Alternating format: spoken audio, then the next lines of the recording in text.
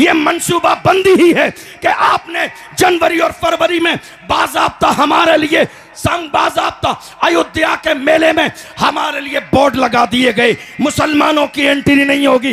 ہم سے کہا جاتا ہے نفرت پھیلاتے ہیں، ہم نفرت پھیلاتے ہیں۔ دیکھ لو ملک کا سب سے بڑا عرس میرے اعلیٰ حضرت کا عرس ہے، کوئی بورڈ لگا کہ فلاں نہیں آئے گا؟ غریب نواز کے عرس میں کوئی بورڈ لگا کہ فلاں نہیں آئے گا؟ مخدوم کچھوچا کے عرس میں کوئی بورڈ لگا کہ فلاں نہیں آئے گا؟ ہمارے سینے کشادہ ہیں، دل کشادہ ہیں، گھر کشادہ ہیں۔ اور رہی باضابطہ ایودھیا کے میلے کی بات تو سنیے، ہمارے لیے بورڈ لگا دیا گیا تمہارے لیے کلمہ پڑھنے والوں کی انٹری نہیں ہے، مگر اللہ کی شان دیکھو، خدا جو کرتا ہے وہ بہتر کرتا ہے۔ بعد میں ہمیں خدا کی یہ مصلحت سمجھ میں آئی، اگر مسلمان چلے گئے ہوتے وہاں بھگدڑ بھی مچی، لوگ گرے بھی، آگ بھی لگی، لوگ مرے بھی۔ کہیں ایسا نہیں کہ کورونا کے زمانے کی طرح یہ دستار بھی ہمارے سر پہ باندھ دی جاتی کہ کورونا انہوں نے پھیلایا ہے۔ اللہ جو کرتا ہے اچھا کرتا ہے۔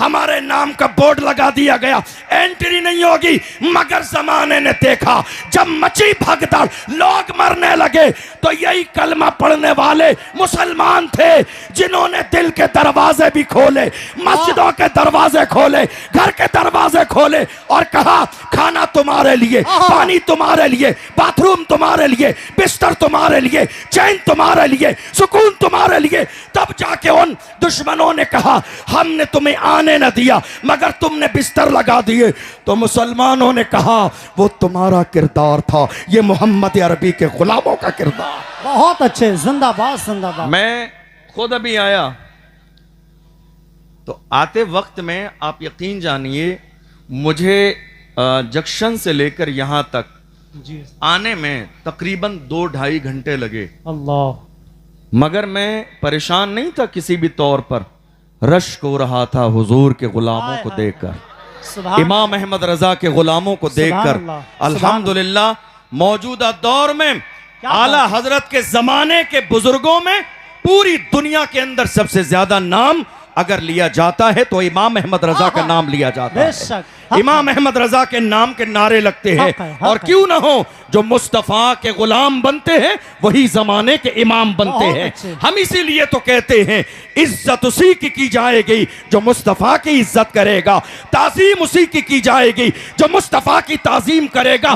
جامعہ نوریہ رضویہ کے اندر غلامان امام احمد رضا آج دنیا کے سامنے فخر کے ساتھ اعلان کر رہے ہیں عزت اسی کی جائے گی جو مصطفیٰ کی عزت کرے گا۔ اور ڈاکٹر اقبال کے انداز میں اعلان کر رہے ہیں کہ محمد سے وفا تو نہ تو ہم تیرے ہیں، یہ جہاں چیز ہے کیا لاہ و قلم تیرے ہیں۔ نعرہ تکبیر، نعرہ رسالت، عرس رضوی، جشن دستار و فضیلت و افتخار، زندہ باد آج زندہ باد۔ ہندوستان کی سرزمین پر حالات ہماری نگاہوں کے سامنے ہیں۔ آپ نے شروع سے لے کر اب تک جو تقریر سنی، میری تقریر کا انداز تھوڑا سا مختلف ہوگا۔ میری کوشش ہمیشہ یہ ہوتی ہے کہ ہم حالات پر بات کریں ماشاءاللہ، تاکہ ہماری قوم جب مرکز اہل سنت سے جائے تو یہ پیغام لے کر جائے کہ مرکز سے ہمیں ڈرایا نہیں جاتا ہے بلکہ ہمیں یہ مزاج دیا جاتا ہے زندہ رہنا ہے تو پھر موت سے ڈرنا کیسا، زندہ رہنا ہے تو پھر موت سے ڈرنا کیسا، جنگ لازم ہو تو لشکر نہیں دیکھے کیا جاتے۔ بات ہے، زندہ باد زندہ باد۔ آج ہندوستان کے کونے کونے پر دیکھ لیجئے آپ، حالات بگڑے ہوئے ہیں۔ جدھر دیکھ لیجئے حضور کی شان میں گستاخی، جدھر دیکھ لیجئے مسجدوں کو توڑنے کی پلاننگ، جدھر دیکھ لیجئے مسجدوں پر بلڈوزر چل رہے ہیں، جدھر دیکھ لیجئے مدرسوں میں تالے لگائے جا رہے ہیں، جدھر دیکھ لیجئے ہمارے علماء کی زبانیں بند کرنے کی کوشش کی جا رہی ہے۔ اور یہ کوئی نئی بات نہیں ہے، ہر زمانے میں ایسا ہوا ہے۔ سلمان صاحب کئی مہینے جیل میں رہے، اور ابھی ہمارے ایک عالم حضرت مولانا قمر غنی عثمانی صاحب جیل کی سلاخوں کے پیچھے ہیں۔ دنیا یہ سوچ رہی تھی قمر غنی عثمانی کو جیل کی سلاخوں کے پیچھے ڈال دیں گے، حوصلے ٹوٹ جائیں گے، مگر قمر غنی عثمانی نے بتا دیا میں عثمان کا بیٹا ہوں جس نے سب کچھ رسول اللہ کے قدموں پر قربان کیا ہے، مگر دشمنوں سے نہ کل سمجھوتا تھا، نہ آج سمجھوتا ہے، نہ صبح قیامت تک سمجھوتا۔ होता रहेगा। जिंदाबाद, बहुत अच्छे। आज हमारी कौम का अलमिया ये है क्या तेवर हैं, कि वाह। हमारे लोग भूल गए हैं, जो कौम की क़यादत करते हैं उन्हें लोग भूल जाते हैं। नहीं मेरे अजीजों, प्लान भी कीजिए कमर गनी उस्मानी साहब के साथ और दुआ भी कीजिए अल्लाह उन्हें रिहाई नसीब फरमाए। आमीन, अल्लाहुम्मा आमीन। हम नहीं सोचेंगे तो कौन सोचेगा? हमारे दिल में दर्द नहीं होगा तो किसके दिल में दर्द होगा? हम नहीं बोलेंगे तो कौन बोलेगा? आपको मालूम है, मैं हिंदुस्तान के शहरों में अलग अलग जब जलसों में जाता हूं और इस तरह की बातें खुल के करता हूं तो कई लोग हमारे स्टाफ के भी और कई दूसरे लोग भी आ जाते हैं डराने के लिए और मुझसे कहते हैं अरे आपकी अभी शुरुआत है, अभी नौजवान है, आप इतना खुल के बोलेंगे, हमें ऐसा लगता है कि आगे कहीं आपके लिए मुश्किल ना हो जाए, आप इतना खुलकर बोल रहे हैं। आखिर आपके पीछे कोई बहुत मजबूत बैकग्राउंड है जिसकी बुनियाद पर आप दबते नहीं हैं, खुल के बोलते हैं। मैं ऐसे लोगों को बड़े प्यार से कहता हूं, अगर मेरे बैकग्राउंड की बात सुनना चाहते हो तफसील बता दूंगा तो कलेजे दहल जाएंगे। आप मुझसे कह रहे हैं दबते नहीं है, अरे सुनो क्या दबे जिस पे हिमायत कहो, पंजा तेरा शेर को खतरे में लाता नहीं कुत्ता तेरा। नारे तकबीर, इश्क मोहब्बत। जामिया नूरिया रज़विया बाकरगंज बरेली शरीफ, वाह वाह वाह। आज हालात ऐसे हैं, मुल्क के कोने कोने में खौफ फैलाने की कोशिश की जा रही है। हमारे जवानों के सीने में खौफ पैदा कर दिया गया।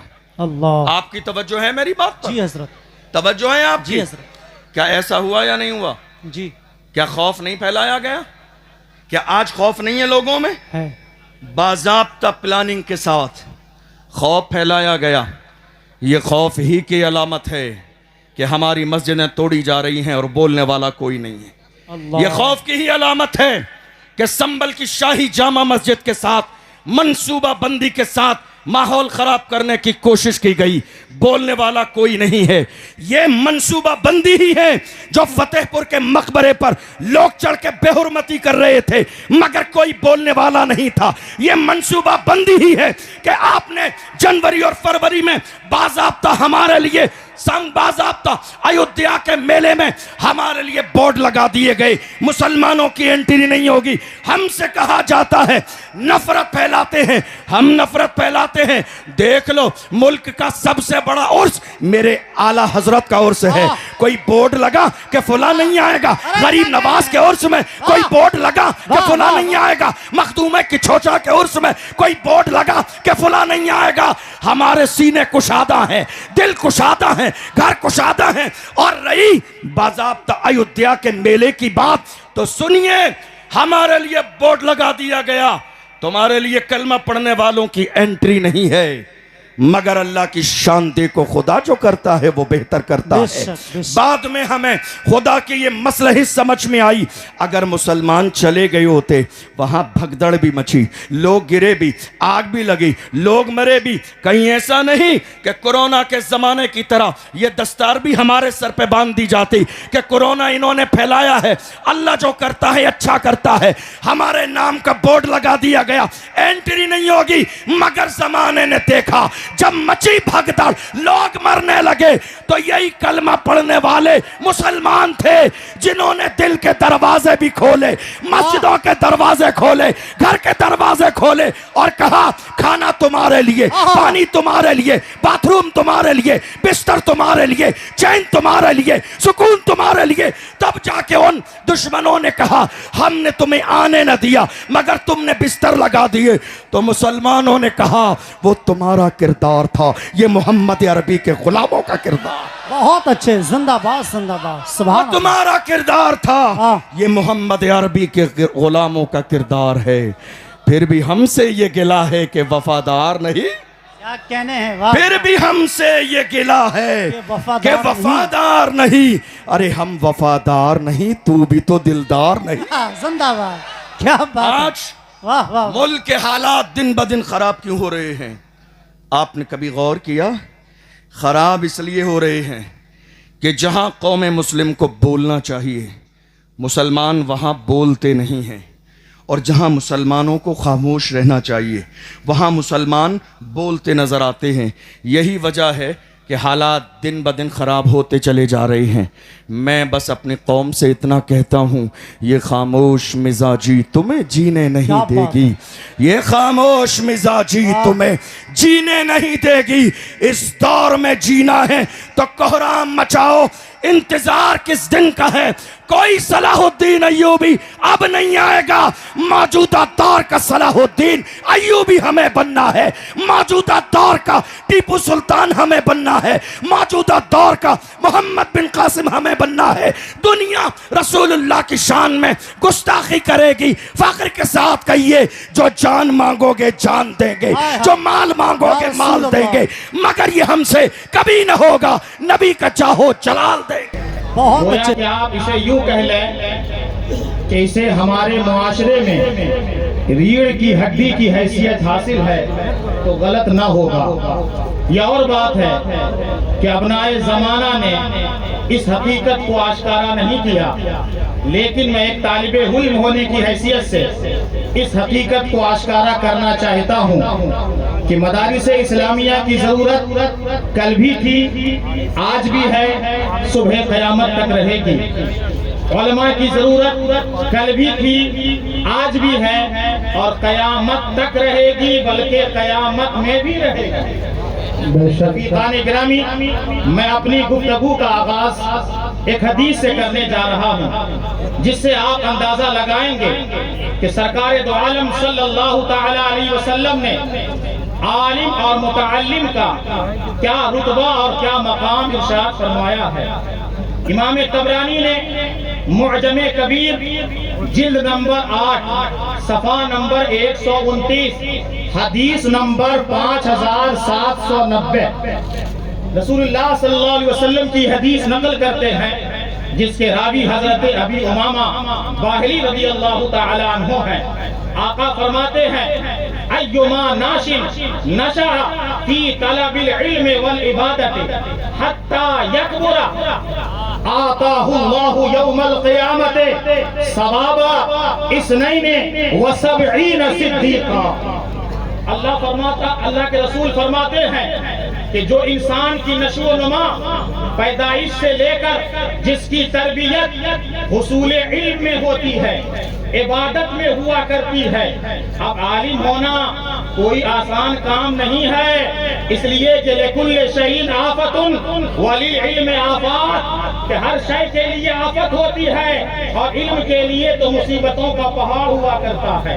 شیطانوں کا مقابلہ ہوتا ہے، اندھیروں میں اجالا برپا کرنا ہوتا ہے، تاریکیوں میں چراغ کو روشن کرنا ہوتا ہے. میرے آقا صلی اللہ تعالی علیہ وسلم ارشاد فرماتے ہیں، جس کی تربیت طلب علم میں ہوئی، عبادت میں ہوئی، طلب علم میں ہوئی، عبادت میں ہوئی، حتی یکبر، یہاں تک کہ وہ بڑا ہو گیا، جوان ہو گیا. تو اب صدقہ کیا مل رہا ہے؟ سنیے، آقا فرماتے ہیں، آتاہ اللہ یوم القیامت، اللہ تبارک و تعالی کل قیامت کے دن اسے 72 صدیقوں کا ثواب عطا فرمائے گا. 72 صدیقوں کا ثواب عطا فرمائے گا.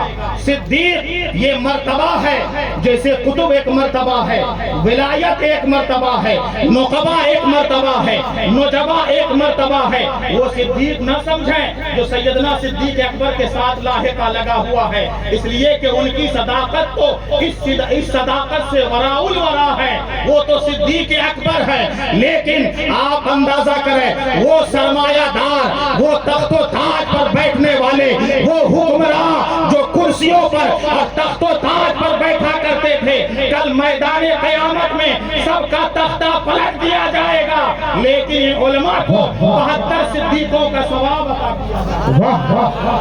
سبحان اللہ.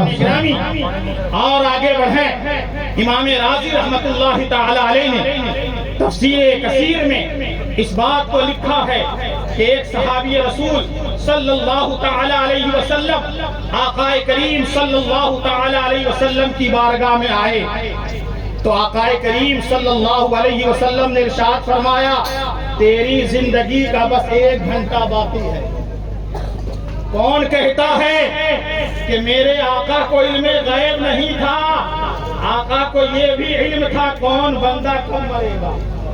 جبھی تو اعلیٰ حضرت نے عقیدہ دیا یا رسول اللہ اور کوئی غیب کیا تم سے نیہا ہو بھلا، جب نہ خدا ہی چھپا تم پہ کروڑوں درود۔ آقا نے فرمایا 1 گھنٹہ باقی ہے، تجھے موت آنے والی ہے۔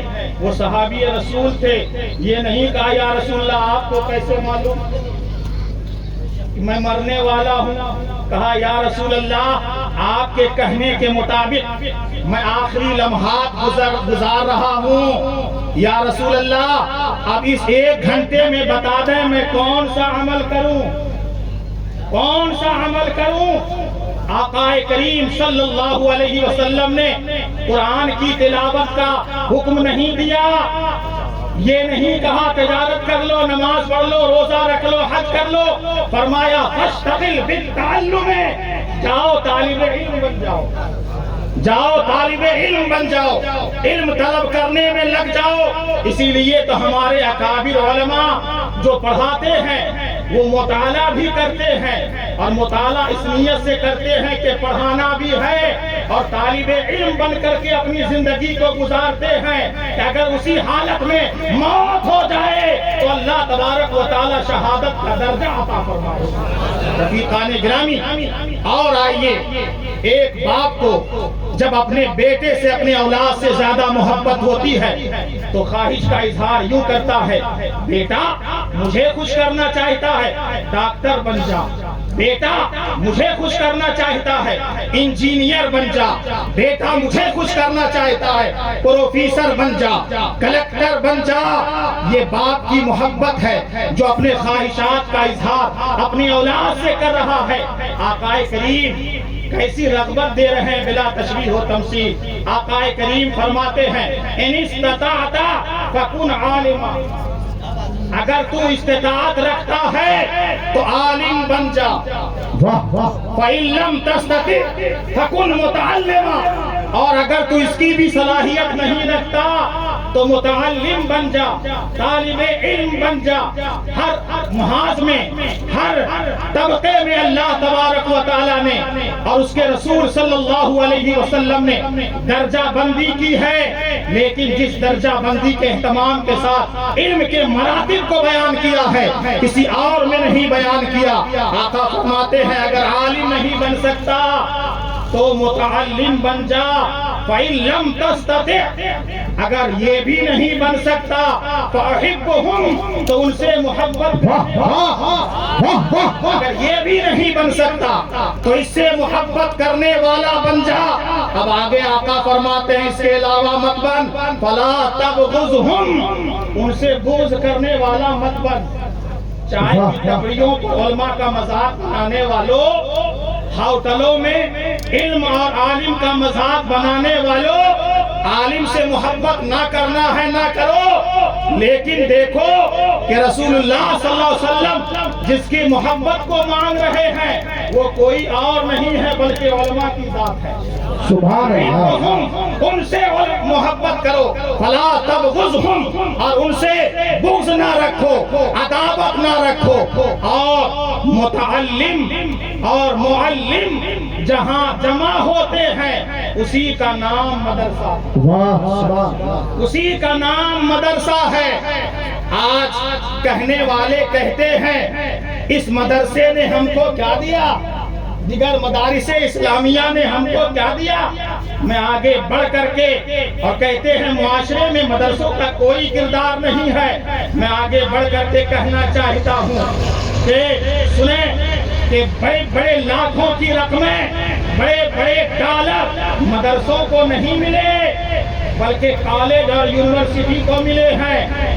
باہر کی فنڈنگ کالجوں کو ملی ہے، مدرسوں کو نہیں ملی ہے۔ حکومت کی سرپرستی اور چھتری مدرسوں کو نہیں ملی ہے۔ یہ کالج اور یونیورسٹی کو ملی ہے. اتنا سب کچھ ہونے کے باوجود میں پوچھنا چاہتا ہوں جب کالج اور یونیورسٹی نے آپ کو اتنا ہی کچھ دیا ہے تو میں آپ کے سامنے ایک سوال رکھنا چاہتا ہوں, وہ یہ کہ جب کالج یونیورسٹی نے اتنا سب کچھ دیا ہے تو ہماری قوم کا ہر دوسرا ڈاکٹر ہونا چاہیے, ہر تیسرا فرد انجینئر ہونا چاہیے, ہر چوتھا فرد کلکٹر ہونا چاہیے, پروفیسر ہونا چاہیے, گریجویشن کیا ہوا ہونا چاہیے. لیکن نتیجہ آپ کے سامنے ہے. لیکن اس کے باوجود مدرسے کی دنیا کی آپ سیر کریں تو میں آپ کو بتانا چاہتا ہوں مدرسے والوں کو کیا نہیں کہا گیا. صدقے کی رقم جمع کرنے والا مولوی, فطرانہ وصول کرنے والا مولوی, ٹکڑے ٹکڑے جمع کرنے والا مولوی, در در کی ٹھوکریں کھانے والا مولوی, ظلم و ستم کا نشانہ بننے والا مولوی, اور دقیانوس کہا جانے والا مولوی, دہشت گرد کہا جانے والا مولوی, اور پتھر کی قوم کہا جانے والا مولوی, اور گنبد کے خول میں بند کہا جانے والا مولوی. اتنے تان و تشریح کے بعد اس نے آپ کو کیا دیا ہے تو اپنے معاشرے کا آپ جائزہ لے لیں. سر پہ اگر آپ کے ٹوپی ہے یا امامہ ہے, چہرے پر داڑھی کی بہاریں ہیں, معاشرے میں امن و امان ہے, قال اللہ کی صدائیں آپ کے زبان پر ہیں, اللہ کا ذکر آپ کے پاس ہے, مسجدیں سجدوں سے آباد ہیں, مدرسے گونج رہے ہیں معاشرے میں, اور حج کرنے میں حاجی جب اللہم لبیک کی صدائیں بلند کرتا ہے. یہ ساری چیزیں ملا لیں اور یہ غور کریں کہ معاشرے میں جو کچھ بھی نیکیاں اور بھلائیاں پائی جاتی ہے اس کے پیچھے کسی نہ کسی ملا کھڑا ہے یا کوئی نہ کوئی مدرسہ کھڑا ہے. سبحان اللہ. نعرہ تکبیر, نعرہ رسالت, حضور مفتی صاحب قبلہ. واہ واہ واہ. ان سب کے باوجود بھی, اتنے احسانات کے باوجود بھی کہ آپ ادھر ادھر گھوم رہے تھے, سجدے سے لگایا ان ملاؤں نے, تسبیح سکھائی ان ملاؤں نے. اپنے کہیں تو بڑا افسوس ہوتا ہے, غیروں نے بھی جماعت کو دہشت گرد کہا, ملا کہا. میں نے کہا ہاں ان مدرسوں میں ملا پڑھتے ہیں لیکن ملا عمر, ملا اسامہ نہیں, ملا وہی ملا بہاری پڑھا کرتے ہیں, ملا خیرآبادی ملا پڑھا کرتے ہیں, وہ ملا. خانے گرامی, اتنے احسانات کے باوجود بھی مدرسے کو آپ نے معمولی سمجھ رکھا. اگر دین کا تشخص باقی ہے, ہمارا وقار باقی ہے, ہماری پہچان باقی ہے, تو یہ احسان ہے ان علماء کا, ان مدارس دینیہ کا. خانے گرامی, اس لیے صدیقی مزاج پیدا کرے. حضرت سیدنا صدیق اکبر رضی اللہ تعالی عنہ نے آقا سے کہا تھا, یا رسول اللہ مجھے 3 باتیں پسند ہیں, مجھے 3 باتیں پسند ہیں. ایک یہ کہ یا رسول اللہ میں ہمیشہ آپ کے چہرے کو دیکھتا ہوں. ایک بات یہ پسند ہے کہ میں آپ کے چہرے کو ہمیشہ دیکھتا رہوں, اور دوسری بات مجھے یہ پسند ہے کہ عائشہ کی شادی آپ سے ہو جائے. تیسری پوائنٹ میں بات کرنا چاہتا ہوں. تیسری پسند میری یہ ہے کہ میں آپ کے اوپر مال کو خرچ کروں. سبحان اللہ.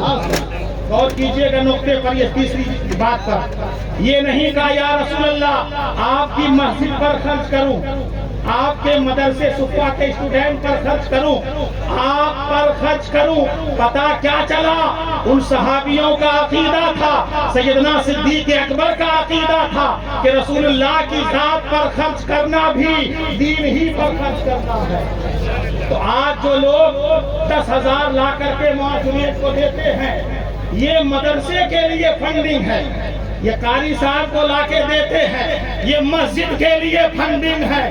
علماء روزہ رکھیں گے, کبھی آپ نے یہ دیا کہ حضرت یہ آپ کے لیے تحفہ ہے. یہ مت سمجھو کہ صرف مدرسے میں دینے سے خدمت دین ہے, مسجد میں دینے سے خدمت دین ہے, بلکہ علماء کی خدمت کرنا بھی خدمت دین ہی ہے. اس لیے ان کی بھی خدمت کا آپ جذبہ پیدا کریں. آج ہماری قوم میں 2 طبقات پائے جاتے ہیں, ایک امیروں کا, ایک غریبوں کا.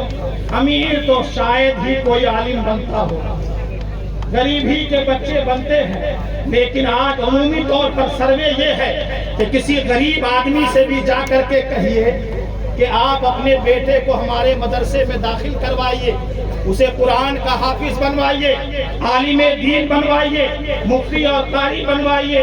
हजरत आप ठीक कह रहे हैं, बच्चे को दीन की तालीम देना चाहिए, लेकिन एक प्रॉब्लम है, एक मुश्किल है, एक मुसीबत है। कहा क्या? तो जवाब देंगे कि मौलवी बनेगा तो खाएगा क्या, मौलवी बनेगा तो खाएगा क्या। फिर दोहरा रवैया देखिए, कुछ बातें ये भी सुनने में आती है कि उलमा बहुत खाते हैं। एक तरफ आप कह रहे हैं कि मौलवी बनेगा तो खाएगा क्या, और दूसरी तरफ कह रहे हैं कि मौलवी बहुत खाते हैं। ये दोहरा रवैया है आपका। मैं कसम खा करके कहता हूँ, रब के इज्जत की कसम, अल्लाह तबारक व तआला ने इल्मे दीन के हुसूल की वजह से जो इज्जत है और जो नेमतें उलमा के हक में लिखी हैं, उसका हम और आप तसव्वुर भी नहीं कर सकते। रफीकान गिरामी, आज हमारी गुर्बत सिर्फ मदरसों में पैसा देने में आती है। मस्जिद में पैसा देना हो तो हमारी कौम गरीब हो जाती है, मदरसों में लगाना हो तो गरीब हो जाती है। सनीचर से लेकर जुमेरात तक नोट ढूंढती रहती है हमारी कौम कि कौन फटेली है, उसे जुमा में झोली में डालना है। ये हमारी कौम का नजरिया है। रफीकान गिरामी, जहाँ से आपको सब कुछ मिलना है वहाँ खर्च नहीं करना है, लेकिन आपकी मालदारी को तो आपकी शादी में मुझे देखना है, जहाँ ढोल बाजे लाए जाएंगे, डीजे लाए जाएंगे, खुराफात किए जाएंगे, बग्घियाँ लाई जाएंगी और तरह तरह के खुराफात किए जाएंगे। उस वक्त आप गरीब नहीं हैं, बल्कि आप मालदार हो जाते हैं। कर्ज पे कर्ज लेकर के आप ऐसा काम करते हैं, अरे उसका तो हिसाब होगा, लेकिन मदरसे और मस्जिद में जो पैसे आप लगाओगे, अल्लाह तबारक व तआला इसके सदक़े में आपको बेहिसाब अता फरमाने वाला है। और ये तो आपके लिए हो गया। अब अपनी बिरादरी के लिए बड़ी माजरत के साथ